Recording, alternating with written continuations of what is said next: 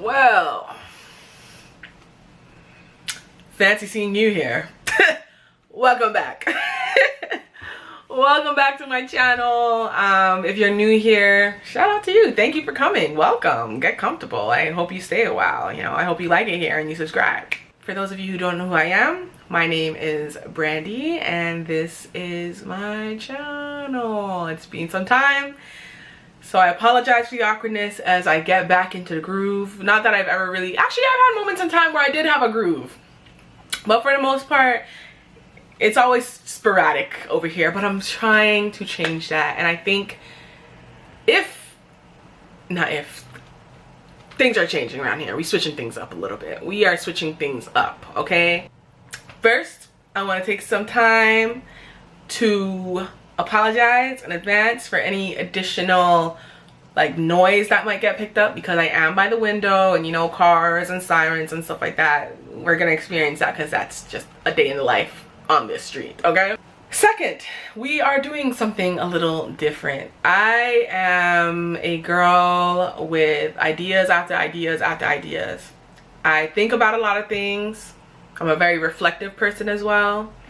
But I journal a lot. I write down a lot of ideas. I have things jotted down in my phone. And I've been writing ideas for over a decade. You know what I'm saying? I have been writing stuff down for so long, and it's very few things that I actually act on, and it's embarrassing. To myself, of course. It's embarrassing to myself because it's like God plants these ideas in your head. And you have these things, these callings that you just don't pursue. What is your problem? So, I decided today, after some Bible study and prayer, that we're gonna give this another go. Because the things you're praying about, you already have it. You just need to take the appropriate steps to get there, right? Execute the ideas, please. God don't need to give you anything else. You already have the ideas. Hello? You already have the ideas. Act on it, please and thank you. But anyways, that's a message for another day, I guess, or that is just the message. That's the message, yeah. But moving on.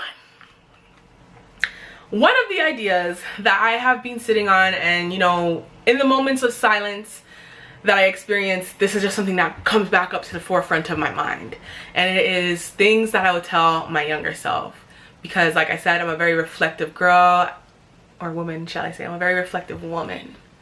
I'm seasoned, I've lived, and I still have so much more life to live. And it's just something where I just want to unpack some stuff with myself for the younger version of myself, or the younger women out there, or the women of the same age kind of navigating the same things, you know what I'm saying? It's like, I just want to discuss certain things that might help people feel like I can relate, I can connect, or that was very insightful, or whatever the situation might be. Things I would tell my younger self. I will be doing this as a bit of a series, and I will be covering 1 to 3 points each time. So bear with me, because this is very different for me. If you know me and if you've seen my previous videos, how I started my YouTube, it was very much like comedic in a way, rants and jokes and things of that nature. And then, you know, I have my travel vlogs, and then I try to do like general day-to-day vlogs, but I don't know, we're not there yet. We're not there yet. So I wanted to switch things up a little bit. And you know, I think this is an opportunity for me to challenge myself, to allow myself to be more expressive, to be more vulnerable, because I do find that I kind of suppress a lot of things to myself. Like I kind of just do my little journals here and there, and like that's kind of it. Like I occasionally will share things with people, but for the most part I'm just like kind of, if you don't ask me, I don't feel like it's worth talking about, if that makes sense. And funny enough, this is something that was brought up during a therapy session. You know what, let's get into it. Let's just get into it, because this is going to bring us to our first point. And the first point is that there is beauty and strength in vulnerability. And something that was recently brought up by my therapist, she kind of pinpointed the fact that I kind of struggle with vulnerability in a sense. And you know what, that's not new information to me at the same time. Like, if I really think about it, I just, like I said, if you don't really ask me, I'm not necessarily gonna bring up anything. And sometimes it's like, I don't know if I care to share that with you, or I don't trust you, or whatever the situation might be. I've been kind of avoidant in that way. And also, I think for so much of my life, I've been more of the listener, like in my line of work and everything like that. I'll listen, but like, it's not something where I'm necessarily offering up information.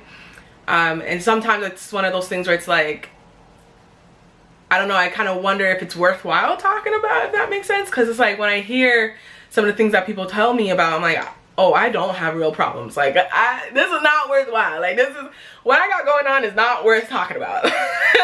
I'm not gonna lie, I'm having a hard time with this video. I had to pause it. I had to pause it because I'm like, am I saying, like, is what I'm saying making sense? Is this really valuable? Is this worthwhile talking about? But I think it's my imposter syndrome. I don't know. But like I said, I don't really talk about myself. So this really is a bit of a challenge for me to do right now. So yeah, bear with me. I didn't really write notes. I just have like bullet points. So I didn't really write notes to really expand on this. But one of the things that I have on my Instagram profile is multidimensional woman, right? My YouTube handle, authentically be. We all are, as humans, very complex individuals. We have all these different layers that makes up our being. And I'm always so big on authenticity, but at the same time I realized, because of my lack of vulnerability, I'm not truly being my full authentic self that I wish to be. So I am learning the beauty, or over the past few years in my adulthood, like as I hit my 30s, I guess you can say, I started to really see and understand the importance of vulnerability. And you know, like I mentioned, my therapist had mentioned the importance of like offering up information. In order to truly connect, you have to offer up information. So through some of the connections where I have been able to really share certain parts about myself, I am starting to recognize the beauty in that. Because to shed layers, to truly put yourself out there, and to be seen, accepted, and loved for that, that is as beautifully authentic and loving as you can get, if that makes sense. I hope I'm wording this correctly. It's just that when it comes to me talking about myself, I am pretty much at a loss for words. I have such a hard time articulating things that are close to my heart, things that expose who I am, things that are very intimate to me. It's just kind of foreign to me in a way, you know? Like, I just started saying I love you to people over the past couple of years, you know? So I think that should give you some insight. When it comes to anything about myself, truly, like, I keep it near and dear to my heart. I have been able to see how beautifully relationships, friendships, whatever, can develop through vulnerability. I've been able to share parts of myself with people that I haven't really shared before, and you know, our friendships were able to grow through that. And like I said, to be seen for who you are, accepted and loved, it's a beautiful thing. But with that, it's something where you do still have to be prepared to lose that. But sure, that might be painful, but it was a beautiful experience nonetheless, right? Because there's people over the past couple of years that I've been able to get really vulnerable with. Like, I've challenged myself to say, okay, I see you being vulnerable with me, I'm gonna share about me, and we've been able to grow like these bonds and stuff. But you know, things didn't pan out as intended, unfortunately, for certain situations. But I have no regrets. I have no regrets because it was truly beautiful. It was truly beautiful, and I'm truly like appreciative of those exchanges. And yeah, it takes great bravery, and there's still so much more. Like, that's the thing, it's like I barely scratched the surface, I think, in a lot of ways with people, but I am excited about it for when the time does come. Now, saying that doesn't mean go pour out your heart to every and anybody that will listen, but recognizing like, okay, this is something that I do want to create a safe space for and kind of build on that. So yeah, it's just been kind of like a learning process for me. And yeah, and honestly, even when other people are being vulnerable with me, it's just like, that was so courageous, that was so beautiful, and I thank you. Like, I do not take that for granted. So yeah, there's a lot of beauty and strength in vulnerability, and this is coming from the girl who's just known for cracking jokes, keeping a smile on her face, being nonchalant at times in the past. That's what I'm kind of known for, I feel. And being avoidant. I was a very dismissive, avoidant person, but I really am starting to understand the importance and the beauty in vulnerability and building connection. So hopefully that all made sense. Like I said, I'm having a hard time articulating myself, but I think as I continue with this series, I'll be able to get better and smoother and know how to better prepare for it. Well, yeah. Moving on to the next point.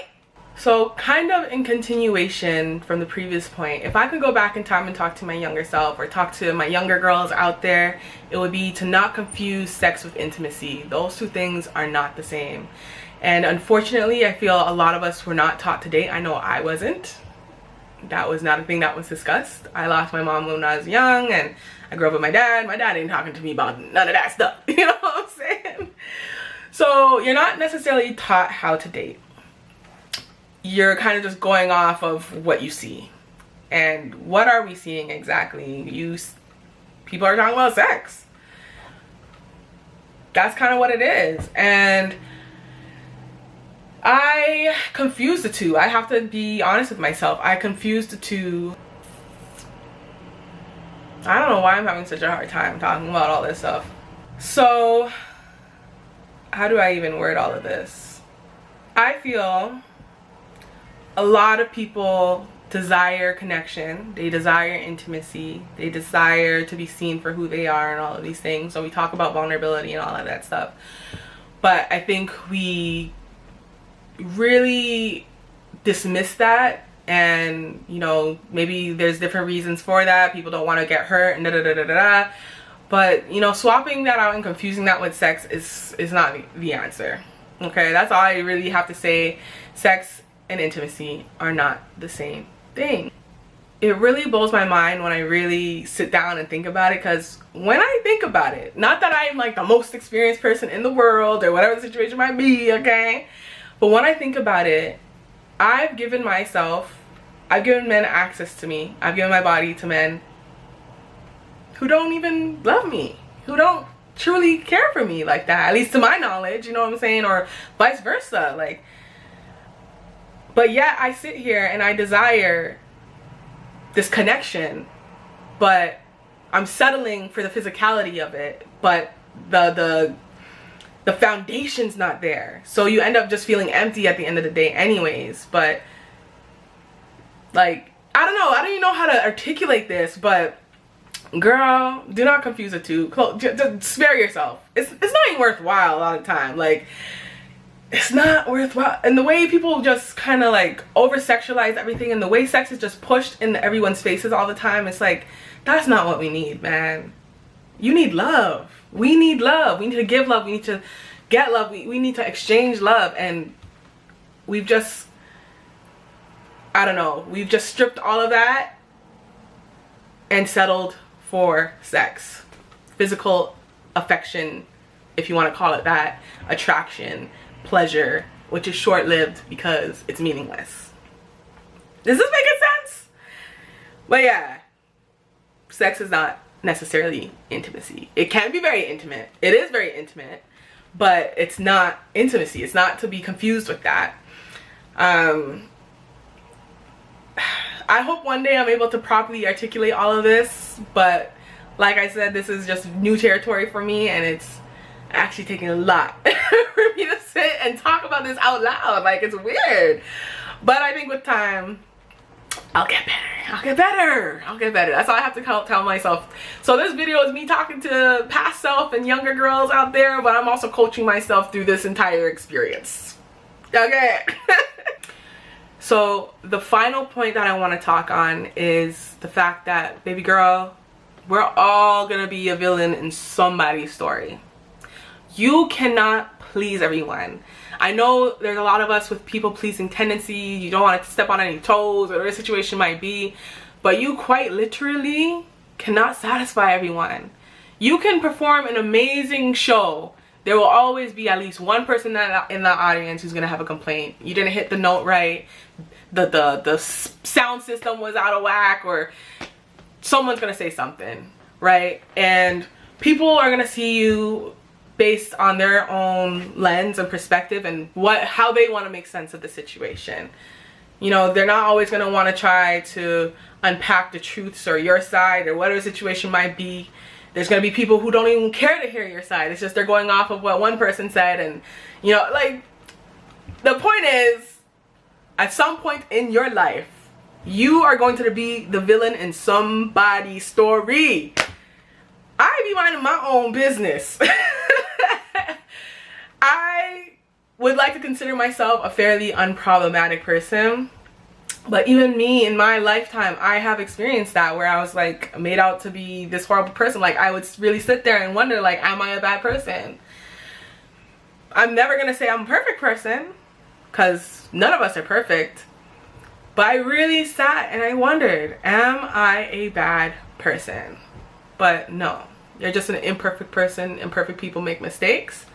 We fall short, and that's that. That's that. And people will take that however they wish to take it. However they wish to take it. They move on with their lives, you move on with yours. It is what it is. So, this was a very painful video to do.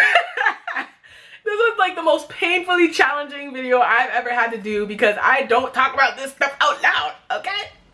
And then to post it on the internet, girl. But anyways, let me know what you guys think. I hope to get some good feedback. Even if I don't, I'm still gonna push through and execute this idea nonetheless, because although it was challenging, it feels good to get to this point where I'm like, wow, I really did that.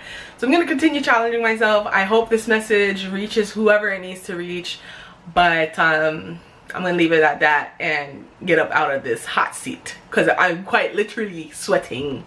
My armpits are wet. But thank you for watching. Please comment, like, subscribe. What is something that you would tell your younger self? Yeah, I don't know. Thank you, and have a great day.